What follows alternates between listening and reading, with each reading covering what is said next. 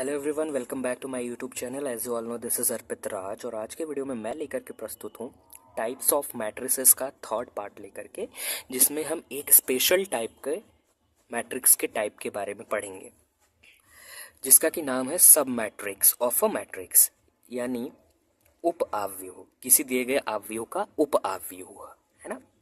तो वीडियो शुरू करने से पहले मैं आप लोगों को बताना चाहूँगा कि मैं ऐसे ही रेगुलरली मैथमेटिक्स के डिफरेंट ब्रांचेस और डिफरेंट पेपर से रिलेटेड वीडियोस अपलोड करता रहता हूँ। तो मेरा चैनल आप लोगों के लिए काफ़ी हेल्पफुल है, तो आप मेरे चैनल को सब्सक्राइब कर सकते हैं सो दैट आप मेरे सभी लेटेस्ट और अपकमिंग वीडियोज़ को आसानी से प्राप्त कर सकें। तो आइए बढ़ते वीडियो की तरफ। तो यहाँ पे हम पहले डिस्कस करते हैं कि सब मैट्रिक्स का डेफिनेशन क्या होता है। यदि हम किसी दिए गए अवयव की कुछ पंक्तियों और स्तंभों को हटा दें तो अवयव में बचे शेष अवयव पुनः एक अवयव का निर्माण करते हैं, है ना। कहने का मतलब यह है कि आपके पास कोई एक मैट्रिक्स दी गई है ना। अगर उस मैट्रिक्स में से आप स्पेसिफिक पंक्तियां यानी विशेष पंक्तियां और विशेष स्तंभ को छोड़ देते हैं तो उसके बाद जो उस मैट्रिक्स में जो अवयव बचे रहेंगे वो अवयव पुनः एक नए मैट्रिक्स का निर्माण कर देते हैं। उनको वो मैट्रिक्स जो होता है, चूंकि वो अपने से पहले वाले मैट्रिक्स यानी मूल मैट्रिक्स में ही कुछ पंक्तियों और स्तंभों को छोड़ करके प्राप्त होता है, तो इसलिए जो नया मैट्रिक्स बनेगा वो मैट्रिक्स मूल मैट्रिक्स यानी पुराने मैट्रिक्स का सब मैट्रिक्स कहलाता है या फिर उप आव्यूह कहलाता है। यही मैंने लिखा है। यदि हम किसी दिए गए अवयव की कुछ पंक्तियों और स्तंभों को हटा दें तो अवयव में बचे शेष अवयव पुनः एक अवयव का निर्माण करते हैं। इस नए अवयव को मूल अवयव का उप अवयव कहते हैं। ठीक है, फॉर एग्जाम्पल मैंने लिया है यहाँ पे एक अवयव ए जो कि 3x3 यानी कि ऑर्डर 3 का एक स्क्वायर मैट्रिक्स है, वर्ग अवयव है।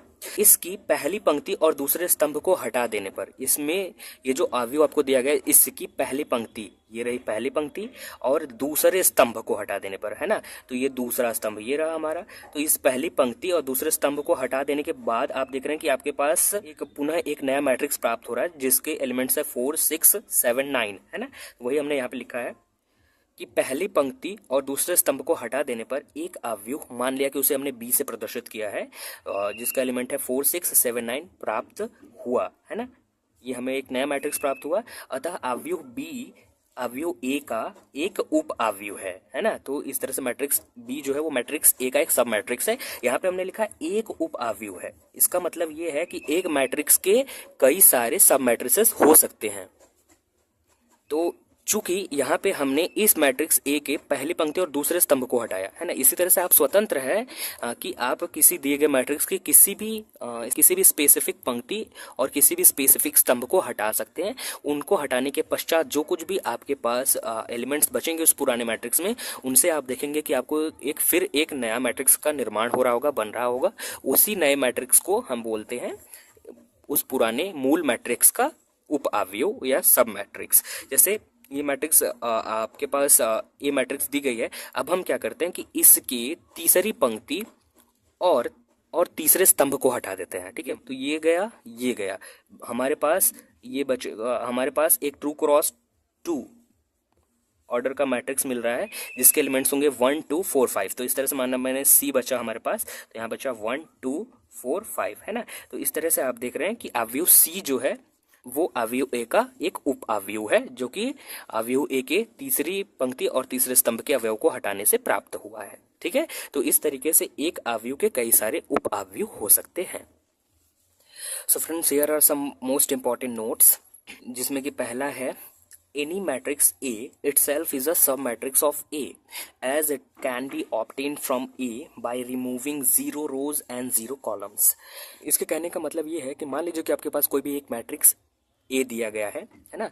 तो जो ये मैट्रिक्स ए होता है ये अपने आप में ही मैट्रिक्स ए का यानी खुद का ही सब मैट्रिक्स यानी उप अवयव होता है। यानी कोई भी एक अवयव जो होता है वो खुद का एक उप अवयव होता है, क्योंकि हम उस अवयव को उसी अवयव के जीरो पंक्तियां और जीरो स्तंभ छोड़ करके प्राप्त कर सकते हैं। मतलब यहाँ पे डेफिनेशन में लिखा है कुछ पंक्तियां छोड़ने पर, है ना, कुछ पंक्तियां और कुछ स्तंभ छोड़ने पर। तो यहाँ पे मैं बोल रहा हूँ जीरो पंक्तियां और जीरो स्तंभ छोड़ दीजिए।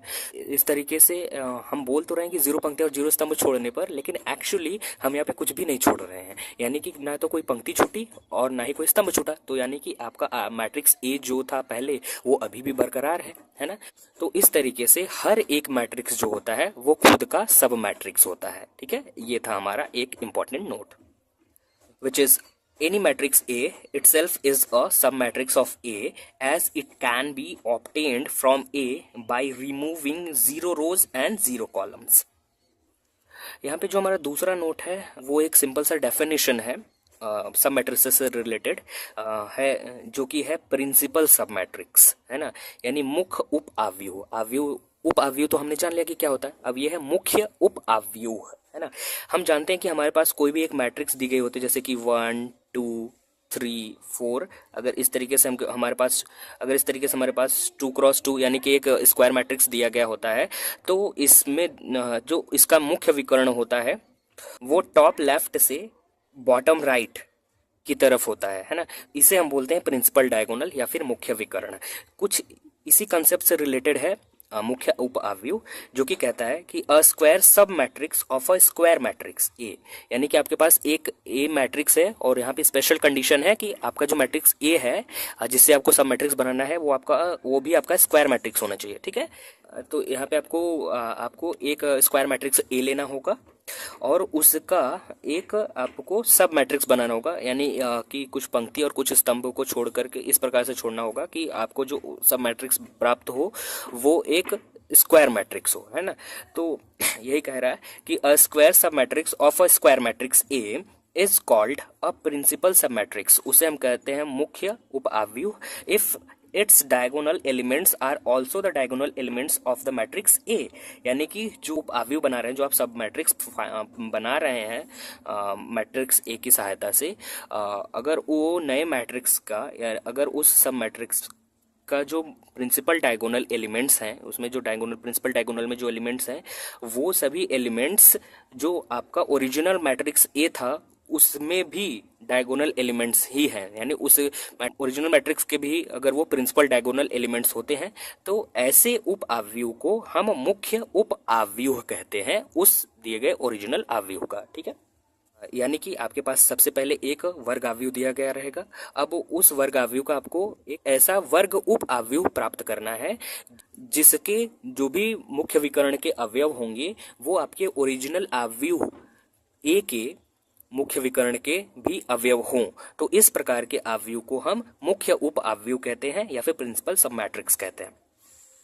यहाँ पे मैंने लिखा है principal matrices are obtained by removing the corresponding rows and columns. यानी जो यहाँ पे मैंने लिखा है principal sub matrices are obtained by removing the corresponding rows and columns, अर्थात कि जो मुख्य उप आव्यूह होते हैं उन्हें हम दिए गए जो हमारा मूल आव्यूह होता है, जो हमारा ओरिजिनल मैट्रिक्स होता है, उसमें हम करेस्पॉन्डिंग रोज और कॉलम्स को रिमूव करके हम principal sub matrices find out करते हैं। मतलब कि आपके पास अगर एक आव्यूह ए दिया गया है तो जिस पोजीशन वाली पंक्ति आप छोड़ रहे हैं उसी पोजीशन वाला आपको स्तंभ जब आप छोड़ेंगे, है ना, तब जाकर के उस वर्ग आव्यूह से आपको एक नया वर्ग उप आव्यूह प्राप्त हो जाएगा, है ना, जिसके कि विकर्ण के अवयव आव्यूह ए के यानी मूल आव्यूह के विकर्ण के अवयव भी होंगे। ठीक है, तो अगर आपके पास कोई ऑर्डर 3 का एक स्क्वायर मैट्रिक्स दिया गया है तो उसकी तीसरी पंक्ति को अगर आप छोड़ रहे हैं तो तीसरा स्तंभ भी आप जब छोड़ेंगे तब जाकर के आपको प्रिंसिपल सब मैट्रिक्स यानी मुख्य उप आव्यूह प्राप्त हो जाएगा, जिसके कि मुख्य विकर्ण के अवयव आपके ओरिजिनल मैट्रिक्स ए के मुख्य विकर्ण के अवयव भी होंगे। फॉर एग्जाम्पल देख लीजिए, मान लीजिए मैंने मैट्रिक्स ए लिया 3 ऑर्डर का 1 2 3 4 5 6, मैं सिंपली लेता हूँ सो दैट कि समझने में आसानी रहे, 7 8 9। ये आपका 3 ऑर्डर का एक स्क्वायर मैट्रिक्स है। अब आपको इस मैट्रिक का एक principal sub matrix find out करना है, यानी मुख्य उप आव्यूह प्राप्त करना है। तो हमने जैसा कि अभी डिस्कस किया कि जिस पोजीशन की पंक्ति छोड़ेंगे उसी पोजीशन की जब स्तंभ छोड़ेंगे तब जाके आपको मुख्य उप अवयव मिलेगा। तो मान लीजिए कि मैंने यहाँ पे दूसरी पंक्ति छोड़ दी और दूसरा स्तंभ छोड़ दिया, फिर इसके पश्चात जो हमें मैट्रिक्स बना उसे हमने बी लिख लिया और बी इक्वल टू यहाँ पे 1 बचा है, यहाँ पे 3 बचा है, यहाँ पे 7 बचा है, यहाँ पे 9 बचा है। ठीक है, तो आप अब यहाँ पर देखें कि अवयव ए जो था उसके मुख्य विकर्ण के अवयव थे यहाँ पे 1, 5 और 9। ठीक है, और अवयव बी जो आपको प्राप्त हुआ उसके मुख्य विकर्ण के अवयव हैं 1 और 9, है ना। तो आप यहाँ से देख पा रहे हैं कि अवयव बी के जो मुख्य विकर्ण के जो अवयव हैं 1 और 9, वो अवयव ए के मुख्य विकर्ण के भी अवयव हैं। देखें 1 और 9, है ना। तो अवयव बी के मुख्य विकर्ण के अवयव अवयव ए के भी मुख्य विकर्ण के अवयव हैं। ऑब्वियसली ए जो है वो तो बड़ा मैट्रिक्स है ना, तो उसमें तो भाई मुख्य विकर्ण के अवयव की संख्या ज्यादा होगी, है ना। तो यहाँ पे 5 भी एक मुख्य विकर्ण का अवयव है, लेकिन हमें ये देखना है कि बी के जितने मुख्य विकर्ण के अवयव हैं वो सभी के सभी ए के मुख्य विकर्ण के भी अवयव अगर होते हैं तो ऐसे सब मैट्रिक्स को हम ओरिजिनल मैट्रिक्स का प्रिंसिपल सब मैट्रिक्स कहते हैं। तो इस तरीके से ये जो बी है ये हमारा प्रिंसिपल सब मैट्रिक्स है मैट्रिक्स ए का। यहाँ पे प्रिंसिपल सब मैट्रिसेस ऑब्टेन करने के लिए ध्यान देने योग्य बात यह है कि आप जिस पोजीशन की पंक्ति छोड़ेंगे उसी पोजीशन का आपको स्तंभ भी छोड़ना पड़ेगा। मींस अगर आप पहली पंक्ति छोड़ रहे हैं तो आपको पहला स्तंभ भी छोड़ना पड़ेगा, अगर आप दूसरी पंक्ति छोड़ रहे हैं तो आपको दूसरा स्तंभ छोड़ना पड़ेगा, अगर आप तीसरी पंक्ति छोड़ रहे हैं तो आपको तीसरा स्तंभ छोड़ना पड़ेगा, तब जाकर के आपको प्रिंसिपल सब मैट्रिक्स मुख्य उप अवयव मिलेगा। ये केवल मुख्य उप अवयव के लिए मैं बात कर रहा हूँ, है ना। वैसे तो आपको केवल उप अवयव अगर आपको प्राप्त करना है तो जैसे कि 1, 2, 3, 4, 5, 6, 7, 8, 9, अगर आपको केवल आपको अगर केवल उप अवयव प्राप्त करना है तो आप इसमें से कोई भी पंक्ति और कोई भी स्तंभ छोड़ दीजिए तो आपको वो उप अवयव मिलेगा। लेकिन मुख्य उप अवयव के लिए जिस पोजीशन की पंक्ति छोड़ेंगे उसी पोजीशन का स्तंभ भी छोड़ना पड़ेगा, तब जाके मुख्य उप अवयव मिलता है। यहाँ से जैसे कि केवल उप अवयव फाइंड आउट करना है तो दूसरी पंक्ति छोड़ दिया और तीसरा स्तंभ छोड़ दिया, तो यहाँ से आपको मिल जाएगा 1, 2, 7, 8। तो ये है आपका उप अवयव। लेकिन यहाँ पे अगर आप दूसरी पंक्ति और दूसरा स्तंभ छोड़ेंगे तो आपको मिलेगा 1, 3, 7, 9। और यहाँ पे आप देख रहे हैं कि मुख्य विकर्ण के जो अवयव हैं 1 और 9 यहाँ पे मूल मैट्रिक्स के मुख्य विकर्ण के अवयव में आ रहे हैं 1 और 9, है ना। तो इस तरीके से ये वाला जो उप अवयव होगा ये आपका मुख्य उप अवयव हो जाएगा और ये सिंपली नॉर्मल सा एक सब मैट्रिक्स यानी उप अवयव है। तो ये था उप अवयव और मुख्य उप अवयव में बेसिक अंतर। सो फ्रेंड्स, आज के वीडियो में सिर्फ इतना ही। कल फिर मिलेंगे एक नए वीडियो के साथ, तो आप कीजिए थोड़ा सा इंतज़ार, जल्द हाजिर होता हूँ। So thank you very much for watching this video. Just don't forget to subscribe the channel.